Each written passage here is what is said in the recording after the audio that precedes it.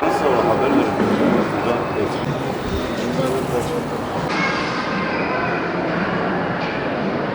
Neymiş olabilir?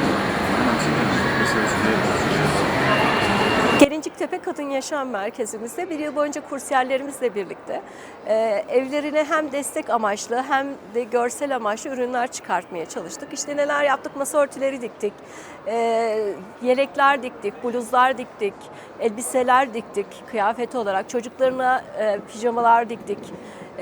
Ondan sonra işte damat seti, gelin seti dediğimiz ürünlerimizden yapmış olduk. Bu şekilde ürünlerimizi hazırladık. İlgi çok fazla, çok yoğun bir ilgi ve talep var. Güzel geçiyor, eğlenceli. Kadınların çok güzel katılımı var bu konuda. Bu sergide yıl sonu sergimiz. Yaptığımız bütün ürünlerin sergilemeye çalıştık burada. Hem sergileme için hem üretim için hem de kurs için yoğun bir çalışmamız var.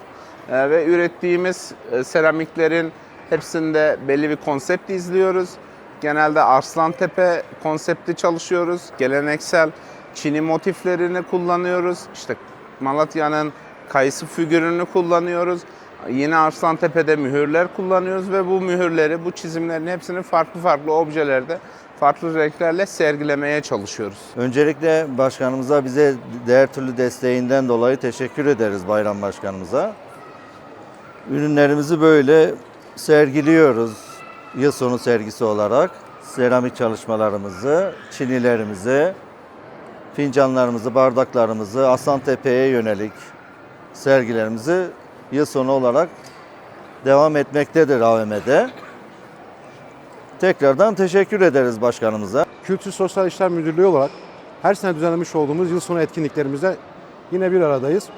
Etkinliklerimiz içerisinde görsel sanatlardan seramik, resim, geleneksel Türk el sanatları, dikiş, nakış ve bunun gibi sanatlarımızın yıl sonunda yapmış olduğumuz sergimizde bu yılda AVM'deyiz yine. AVM'de sergimizi düzenledik. Gelen misafirlerimizi saat 10'dan akşam 10'a kadar olan süreçte gelebilir. Bütün halkımız davetlidir. Bunun yanı sıra Battalgazi Belediye Başkanımız Sayın Bayram Taşkın'a çok teşekkür ederiz. Bize böyle bir alanı ve bize böyle bir fırsatı sunduğu için çok teşekkürlerimizi sunuyoruz.